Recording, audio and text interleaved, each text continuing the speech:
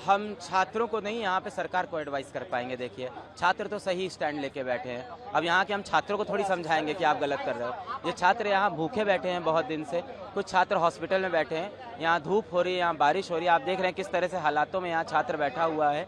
और ये छात्र जब अपने हक की आवाज़ उठाता है तो झारखंड सरकार उसके ऊपर लाठीचार्ज कर देती है, रात के अंधेरे में लाठीचार्ज करती है, इनके ऊपर टीयर गैस फेंकती है, वाटर कैनन चलाती है, छोटे छोटे बच्चों के ऊपर ऐसा करते हैं। ये बच्चे ही झारखंड का भविष्य हैं।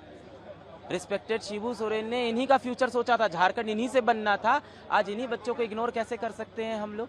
3-3 साल से, 5-5 साल से, 6-6 साल से ये सरकारी एग्जाम की तैयारी करते हैं कि हम एग्जाम देंगे और फेयर एग्जाम होगा और रिजल्ट आएगा। पर रिजल्ट की जगह क्या आती हैं? खबरें आती हैं, पेपर लीक हो गया, माफिया बैठे थे, पेपर बिक गया, 400 लोग एक परिवार के सेलेक्ट हो गए, कोई टॉपर कहीं से आ गया। हर बार यही खबरें आ रही है। क्यों नहीं इसकी सीबीआई इंक्वायरी होती? ये बच्चे क्या डिमांड कर रहे हैं? कोई इस्तीफा तो डिमांड कर नहीं रहे हैं। ये बच्चे यही डिमांड कर रहे हैं कि हम सब जानते हैं यहाँ पे एक चोरी हुई है, यहाँ पे कुछ गलतियाँ हुई है, उनकी जांच हो जाए। जांच के लिए कह रहे हैं सीबीआई इंक्वायरी करा दो। सीबीआई इसलिए कह रहे हैं कि एक इंडिपेंडेंट इंक्वायरी होगी, इनको लग रहा है स्टेट की ना हो, एक नेशनल हो।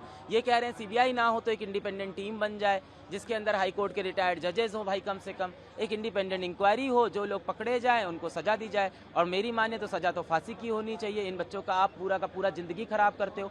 इस प्रोटेस्ट में ऐसे बहुत से बच्चे होंगे जिनकी एज लिमिट खत्म हो जाएगी। अब वो जीवन में ना जेएसएससी दे पाएंगे, ना जेपीएससी का एग्जाम दे पाएंगे। 5-5 साल उन्होंने इस एग्जाम को दिया, इसके बाद क्या भविष्य है उनका?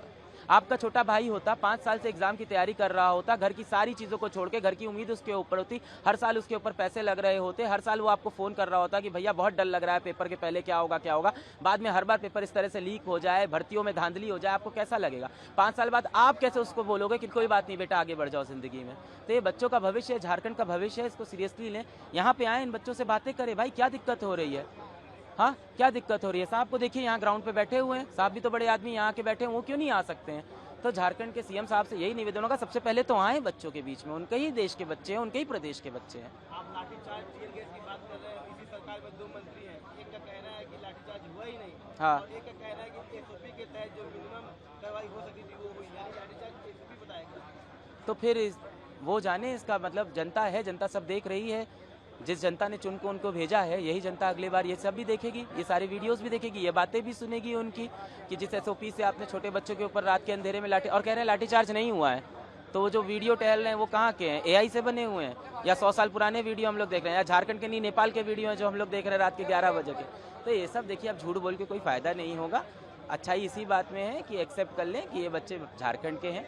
हर कोई साथ में जोहार झारखंड बोलता है, दिल से बोलता है। इन बच्चों के अंदर बहुत फीलिंग है झारखंड को लेके, और मुझे लगता है यहाँ के सीएम साहब के अंदर भी है, उस फैमिली के अंदर भी है।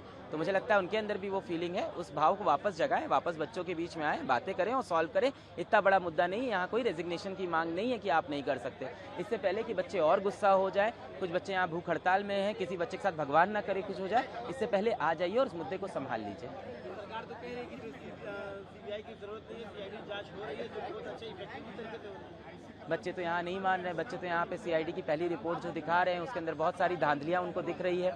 बच्चे कह रहे हैं सीआईडी जांच होगी तो बात दब जाएगी। तो बात यहाँ ये नहीं कि मैं क्या चाहता हूँ, हम तो क्या है भाई, इन बच्चों की ही आवाज़ है। ये बच्चे यहाँ क्या चाहते हैं? बच्चे चाहते हैं सीबीआई की जांच हो। सरकार वहाँ बैठ के बात करना बंद कर दे, मुझे लगता है सबसे पहले यहाँ आ जाए, बातें आसान हो जाएगी। बच्चों पर एफआईआर भी काफी हुआ है, और बिल्कुल नहीं होनी चाहिए। पुलिस का कहना है कि जो एफआईआर हुआ है वो ये प्रोटेस्टिंग स्टूडेंट्स हैं उनको नहीं हुआ है, but they were the anti social element, क्योंकि बच्चों के प्रोटेस्ट का फायदा उठाकर माहौल खराब करते हैं, उनको हुआ है। देखिए, जब भी इस तरह के प्रोटेस्ट होते हैं तो डेफिनेटली कुछ ना कुछ सोशल एलिमेंट्स आ जाते हैं, एंटी सोशल एलिमेंट्स।